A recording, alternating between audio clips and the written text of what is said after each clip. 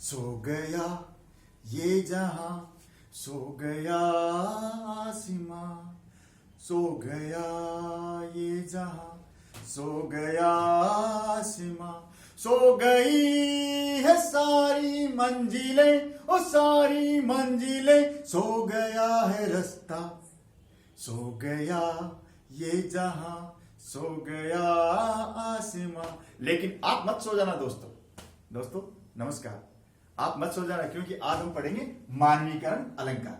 लेकिन हम राजस्थानी उदाहरणों की बात और करेंगे। पहले हमें पता नहीं था कि हम जो सुन रहे हैं, जो गा रहे हैं, वो मानवीकरण अलंकार है। तो मैं पहले बजरंगलाल योगी और सवाई सिंह जी को याद करते हुए आज मैं उनके गाए हुए होली के दिन में वो छंद गाते थे, हम लोग बच्चे लोग सुनते थे, वो मैं आपको सुनाता हूं। तीतर राजा हुक्म चलावे, तीतर राजा हुक्म चलावे, कागा पान तमाकू लावे, मूसा ने धमकाए के किरकाट जीत गयो पासा जी, किरकाट जीत गयो पासा जी। अब इसमें मानवीकरण कैसे है मैं बताऊंगा। कि पहले एक बात और सुन लीजिए मेरी। जब नरेंद्र सिंह, मुंशी सिंह, उदय सिंह, दशरथ सिंह, हम लोग सब मिलके एक गीत और गाया करते। चिड़ी करे चू चाट कागलो ढोल बजावे, घुड़सर गावे गीत कमेडी चंग बजावे। अब दोस्तों सब लोग अगर मेरी बात सुन रहे हो या वीडियो देख रहे हो तो मुझे फोन करके जरूर बताएं कि गीत याद है कि नहीं। मुझे आज तक याद है। मेरे पापा ने भी एक बार सुनाया था मेरे को बड़ा अच्छा लगा था कि उन्होंने भी बचपन में सुना था और मेरे बच्चे भी बचपन में ये गाते थे, क्योंकि मैंने उनको सिखाया था। आप सिखाते हैं कि नहीं? जरूर सिखाइए। बचपन में सीखते हैं तो वो अपने बच्चों को सिखाएंगे, ये बातें चलती हैं, मजे मजे में सीखते हैं। चलिए दोस्तों शुरू करते हैं मानवीकरण अलंकार। तो सबसे पहले इसकी जान लेते हैं परिभाषा। परिभाषा हम दो देंगे, एक उनके लिए जो स्कूल जाते हैं, स्कूल गोइंग स्टूडेंट्स, क्यों, और दूसरे स्टूडेंट्स जो कॉलेज गोइंग है, जो कॉलेज में जाते हैं, बड़े हैं, जो बीए कर रहे हैं, एमए कर रहे हैं हिंदी से, उनके लिए जो ये काव्य शास्त्र के शौकीन हैं, जो पढ़ना चाहते हैं, प्रतियोगी परीक्षाओं की तैयारी कर रहे हैं, उनके लिए। तो पहले हम देते हैं जो विद्यार्थी स्कूल में जाते हैं, क्योंकि छोटी क्लासों में आजकल मानवीकरण अलंकार शुरू हो जाता है। 9वीं में तो एक पूरा पाठ ही, चंद्र गहना से लौटती बेर, बांधे मुरेठा शीश पर, एक बीते का चना बांधे मुरेठा शीश पर। कि कोई चना, कोई दूल्हा तो है नहीं, हो गई सरसों सयानी, हाथ पीले कर लिए हैं, सरसों को सयानी बताया गया है उसमें। कोई सरसों को लड़के तो है नहीं, उसको दुल्हन बताया गया है। हालांकि साथ में फोटो भी दी गई है, बड़ा सुंदर पाठ है। चलिए मैं शुरू करता हूं। तो पहले परिभाषा देख लेते कि जहां मानवेतर प्राणियों या जड़ पदार्थों पर मानवीय भावनाओं का आरोप हो, वहां मानवीकरण अलंकार होता है। तो पहले मानवेतर समझ लेते हैं। मानव से इतर प्राणी, गाय भैंस बंदर, ये सब मानव से इतर प्राणी हो गए। ऐसे देखा जाए तो पेड़ भी प्राणी की श्रेणी में आए तो पेड़ भी हो गए, ठीक है। चेतन मानते हैं इसको, चलता फिरता नहीं, वो अलग बात है, सजीव की श्रेणी में। या जड़ पदार्थों पर, पहाड़, पेड़, पर्वत, शिला, इनके ऊपर अगर मानवीय भावनाओं को आरोप कर देते हैं तो वहां कौन सा अलंकार है? मानवीकरण अलंकार। इंग्लिश में इसको पर्सोनिफिकेशन, इंग्लिश में भी है पर्सोनिफिकेशन अलंकार। तो यहां आप समझ गए, स्कूल वालों को समझ इतनी ही जरूरत है, ठीक है। मानव से इतर, जैसे सरसों का पौधा है, वो कोई आदमी है नहीं, लड़की थोड़ी है वो कोई, लेकिन उसको क्या बता दिया? उसको दुल्हन बता दिया। एक बीते का चना बांधे मुरेठा शीश पर, तो कोई चने का झाड़ है, कोई दूल्हा थोड़ी है, लेकिन उसको दूल्हा बता दिया है। कैसे? अब ये देखिए उदाहरण में देखेंगे हम। आगे देखिए दूसरा उदाहरण, जो दूसरी परिभाषा है बड़े बच्चों के लिए। जब जड़ पदार्थों, प्राकृतिक दृश्यों तथा अमूर्त भावों में मानवीय गुणों को आरोपित कर दिया जाए अथवा प्रकृति को मानव रूप दे दिया जाए, वह मानवीकरण अलंकार होता है। तो दोस्तों आप बड़े बच्चे हैं, आप कॉलेज में जा रहे हैं, बीए में हैं, एमए में हैं, तो आप समझते हैं, क्योंकि ये बेसिक परिभाषा आप जानते हैं, मूल परिभाषा, कि जब जड़ पदार्थ होते हैं, जड़ पदार्थों की हमने बात करी, जो और प्राकृतिक दृश्य होते हैं, जैसे सुबह सांझ को बता दिया कि परी से उतर के आ रही है, प्राकृतिक दृश्य हो गया। सुबह उषा सुनहले तीर बरसती, प्राकृतिक दृश्य हो गए। बारिश हो रही है, मेघ दिख रहे हैं, बादल दिख रहे हैं, उनके बारे में उदाहरणों में बात करेंगे हम।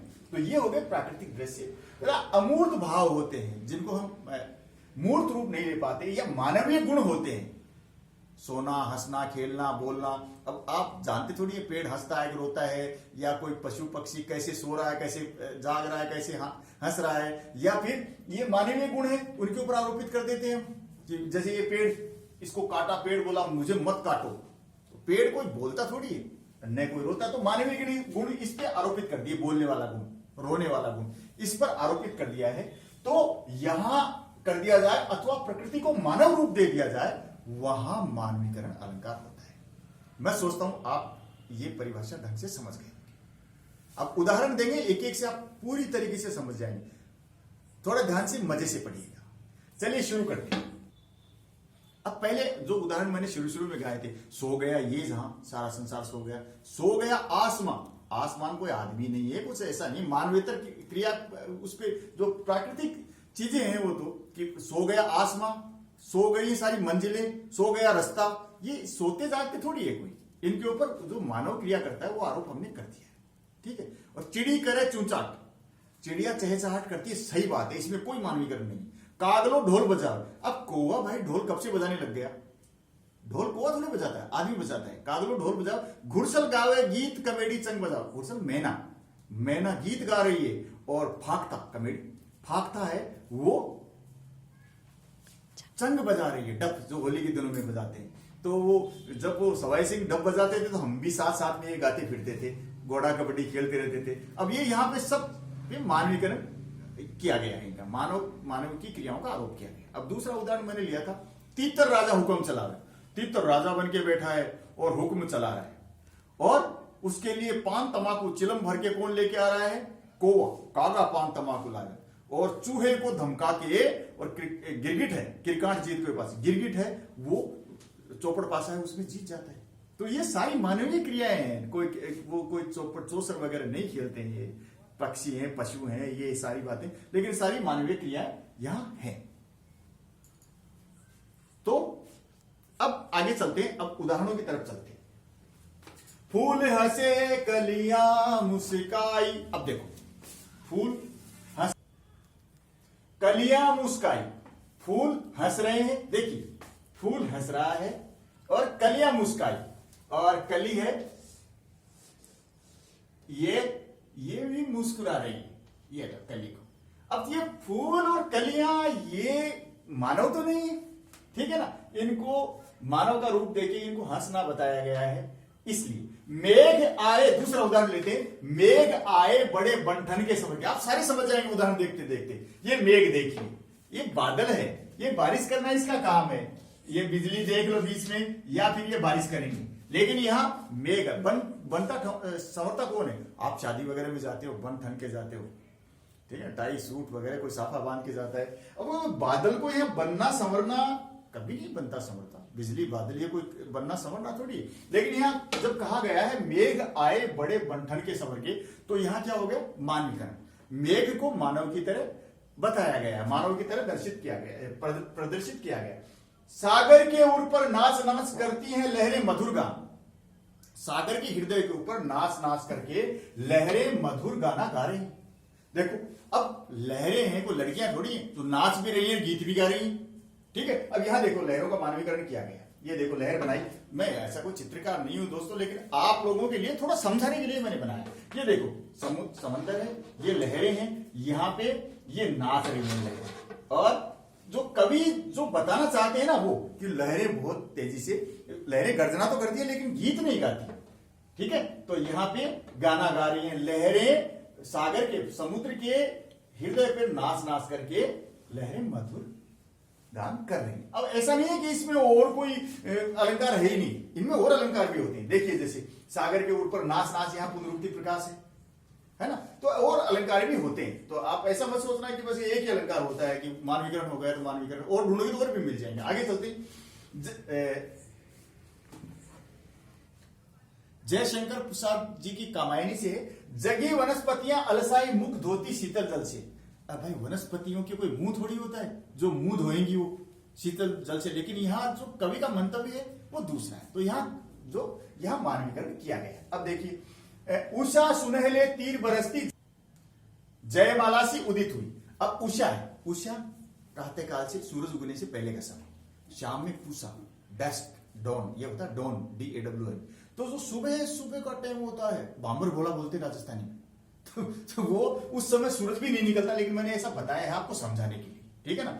उषा सुनहरे तीर, उषा को ऐसी नायिका बताया गया है यहाँ पर जो सुनहरे तीर बरसा रही है। सुनहरी सुबह की सूरज की किरणें निकलती है सुनहरी, तो उसको उषा को ऐसी नायिका बताया गया है जो सुनहरे तीर बरसा रही है। तो उषा को लड़की थोड़ी है, यहाँ नायिका बता के उसका नायिका की तरह वर्णन किया गया, ठीक है। चलिए आगे। दिवसावसान का समय मेघमय आसमान से उतर रही है, वह संध्या सुंदरी परिसी धीरे धीरे थी।